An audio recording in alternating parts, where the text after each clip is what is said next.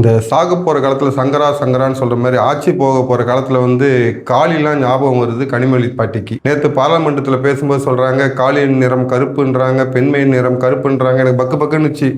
அடுத்து கண்ணையின் நிறம் கருப்பு நான் தான் அதுன்னு சொல்லிடுவாங்களோ அப்படின்ட்டு.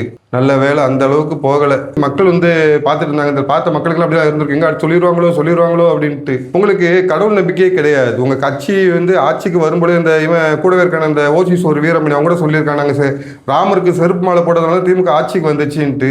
300க்கும் மேற்பட்ட ஆலயங்களை இடிச்சிருக்கீங்க. உங்க ஆட்சியில தான் பக்தர்கள் வந்து கோவில்ல இறந்தாங்க. திருச்செந்தூர் கோவில்ல இறந்தாங்க, பழனி கோவில்ல இறந்தாங்க. உங்க ஆட்சியில தான் இவன் அறநிலையத்துறை அமைச்சர் வந்துட்டு சோத்த திங்கிறியா இல்லைன்னு அவர் திங்கிற பிய திங்கிறியா அப்படி கேட்டு போனாரு அலேலியா பாபு. அப்பெல்லாம் உங்களுக்கு காளி ஞாபகம் வரவில்லை, கடவுள் நம்பிக்கை வரவில்லை. இப்ப அங்க போயிட்டு கடவுள் அங்க போயிட்டு காளி கருப்பு அப்படின்னு பேசிட்டு அழைகிறீங்க. கருப்பு வந்து காளிக்கு சொந்தமான நிறம் அப்படின்னு பேசிட்டு இருக்கீங்க. கடவுள் பேரை சொன்னது வந்து ஜீர்ணிக்க முடியாத ஒரு விஷயம். ஏன்னா அவங்க வாயில எங்கள் கடவுள் பேரை உச்சரிக்கும் தகுதி உங்களுக்கு இல்லை. உங்க அப்பா பேசாத பேச்சா, இல்ல உங்க அண்ணன் பேசாத பேச்சா, இல்ல உங்க அண்ணன் பையன் பேசாத பேச்சா, இல்ல உங்க கட்சிக்காரங்க பேசாத பேச்சா?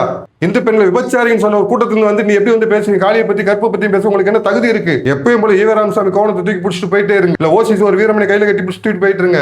ஆட்சி அதிகாரத்திற்காக மக்களை முட்டாளாக்காதீர்கள். உங்களுக்கும் காளிக்கும் சம்பந்தமும் கிடையாது, உங்களுக்கும் கடவுளுக்கும் சம்பந்தம் கிடையாது. இனி இந்த தமிழகத்திற்கும் உங்களுக்குமே சம்பந்தம் கிடையாது. திராவிடத்திற்கும் தமிழகத்துக்கும் யார் என்ன சம்பந்தம் இருக்கு? ஒரு இனம் வந்து ஒரு மொழி இருக்கணும். திராவிட இனத்துக்கு மொழியே கிடையாது. அடுத்த மொழி எங்கள் தமிழ் மொழியை தூக்கி பிடிச்சிட்டாலே பிச்சை எடுத்துட்டு அழைகிறீங்க. ஒரு திராவிட ஒரு கலாச்சாரம் கலாச்சாரமே உங்களுக்கு கிடையாது. உங்களுக்கு தமிழகமும் சொந்தமில்லை, தமிழும் சொந்தமில்லை, தமிழர்களும் சொந்தமில்லை. காளி பெயரையோ கடவுளின் பெயரையோ உச்சரிக்கும் தகுதி சற்றும் கிடையாது உங்களுக்கு எல்லாம். உங்க அண்ணன் சொன்னாரு இந்து மத மந்திரங்கள் ஆபாசம் மிக்க வேண்டிட்டு. அப்ப கோபம் வரல, அப்ப சொல்ல தெரியல உங்களுக்கு காளி நிறம் கருப்பு அப்படின்ட்டு. ராசா வந்து இந்து பெண்கள் விபச்சாரின்னு சொன்னா அப்ப உங்களுக்கு சொல்ல தெரியல காளி நிறம் கருப்பு அப்படின்ட்டு. அப்ப காளி ஞாபகத்துக்கு வரல.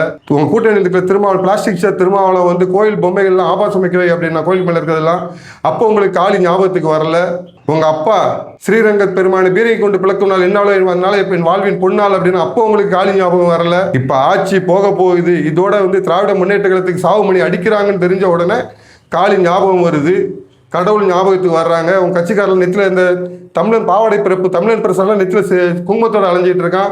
கிறிஸ்தவ நல்லெண்ண கழகத்தில் இனிக்கோ இறுதிராஜ் வந்து நெத்தியில் குங்குமத்தோட அலைஞ்சிட்டு இருக்காங்க. எந்த ஒரு பாஜக காரணம் எந்த ஒரு அதிமுக காரணம் வந்து பாத்தீங்கன்னா கிறிஸ்தவரையோ முஸ்லீமை இழுத்து பழித்து பேசியது கிடையாது.